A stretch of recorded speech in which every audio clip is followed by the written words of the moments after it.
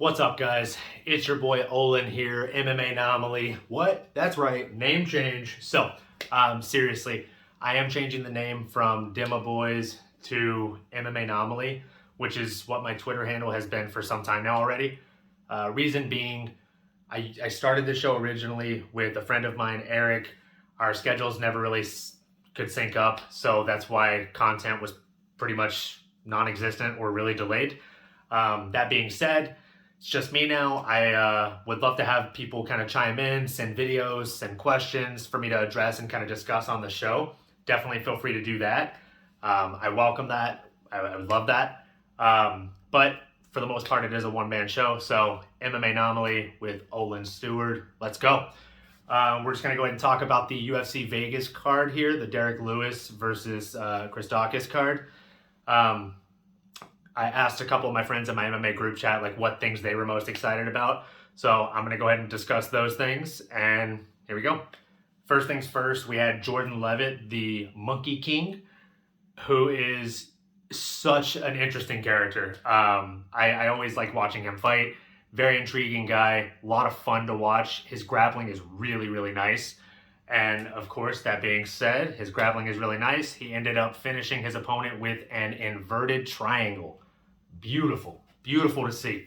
Yeah, he went out there and just stellar performance by him. Yeah, great job on him getting the victory. I look forward to seeing his next fight. And he seemed a lot more composed and a lot more experienced in this outing than he usually does. So obviously growing and improving every single performance thus far. Next thing on the list, we had Charles Air Jourdain. My God. So the whole fight was fantastic, but the last 10, 15, maybe 20 seconds, Jourdain went wild.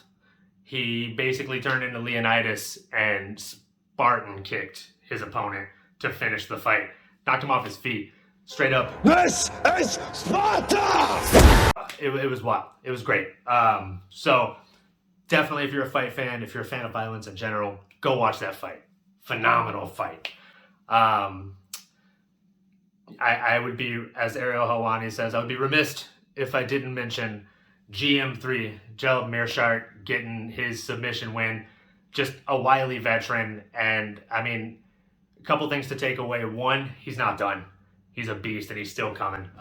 Two, how good is Khamzat Chimaev? My God. Because he went out there and starched GM3 and he made it look easy. And if I'm not mistaken, that was a weight class higher than where Khamzat is fighting now. So just amazing performance by GM3. And it only makes the stock in Khamzat go up. We also had a kind of controversial fight. We had Angie Overkill Hill. Amanda, what the hell? Angie Overkill Hill versus Limos.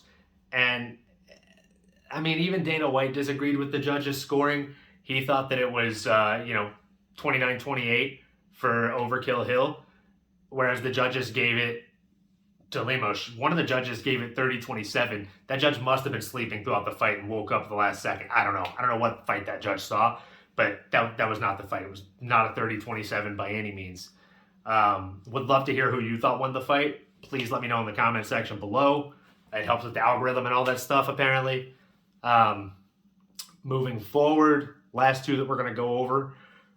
We had Tafa, who missed weight. He's the first and only heavyweight in UFC history to miss weight at heavyweight.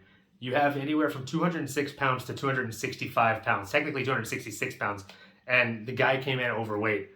Couldn't cut anymore. And how did he follow up to missing weight? He went out there and he threw such hard shots. He ended up finishing his opponent with a head kick that was blocked. His opponent blocked the head kick, boom, and then the force from his hands hitting himself, I guess, just knocked him down, knocked him out. Incredible power coming out of Tafa. Hope he makes weight next time, because obviously that could be a real issue if it becomes a habit missing weight like that. But hats off. Incredible knockout, incredible finish.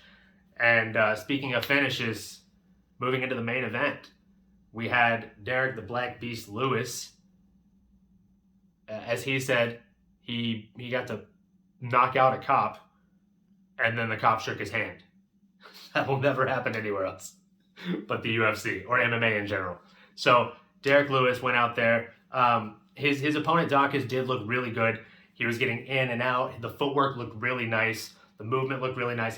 He always looks really light on his feet, especially for a heavyweight. I always say he moves like a middleweight at heavyweight, but it just wasn't enough. If you move like a middleweight, but you're getting hit by somebody that hits like a semi-truck, aka Derek Lewis, it's inevitable. You're going to get knocked out if you catch one of those shots the wrong way, and he did. He caught a couple of them. I thought he was out, actually, in the final kind of a montage of the fight, right? The final combat that we saw. It looked like he went out for a moment, and then maybe one of the shots woke him up, and he slung back, and it was wild. Because here's this guy just eating damage, and he's like, no, I'm still in here. He throws a 1-2, and I'm pretty sure he actually caught Derek with at least one of those two shots. Derek's like, all right, well, I'm going to have to put you away. But knocked him out. It was just a nasty, nasty knockout, as most of Derek Lewis's knockouts are. Yeah. Oh my God. I almost forgot the co-main event. Remember, guys, I told you Stephen Wonderboy Thompson was going to win, that he was just going to be the better fighter, and as good as Bilal Muhammad is, there's just no way that he's going to come in there and nullify the striking, just masterclass that is Stephen Wonderboy Thompson. Boy, was I wrong. So I guess this is where I should put my foot in my mouth, because Bilal Muhammad, God, remember the name. He came out and it was the opposite. He put on a masterclass. He came out with a game plan. He executed it with extreme mastery, and he completely nullified the striking that Wonderboy presented and brought to the table. Wonderboy did have a lot of really nice get-ups, or not a lot, a few really nice get-ups, but Bilal was just too much. The pressure was never ending, and Wonderboy eventually just kind of cracked and would succumb to the ground game. So hats off to Bilal. Fantastic. You are proving that you are not a flash in the pan. You are an incredible fighter, and your Twitter is also incredibly entertaining as well. So huge fan. What a great fight card to finish the year on. And my God, is it going to be a long, 3 weeks now that we have to wait for fights? Ugh. All right. Well, thanks again for joining me. You guys like, comment, subscribe, click the bell so you get the notifications whenever I upload new content. And please, please, please, let me know what you want to see next. Let me know what other kind of content you want to see, especially since we have this 2 to 3 week gap. I'm going to be looking at you guys to help me out, to tell me what you want to see videos made about, right? Could be past events, could be certain fighters, could be certain techniques that you want to hear explained in further detail. Certain sequences and fights that you want to hear explained in further detail. Whatever you want to hear, I would love to break it down. I would love to go over it, and would love to chat more and discuss. So thanks again. This is Olin with MMAnomaly, and I look forward to chatting with you guys and getting to know you even more. Later.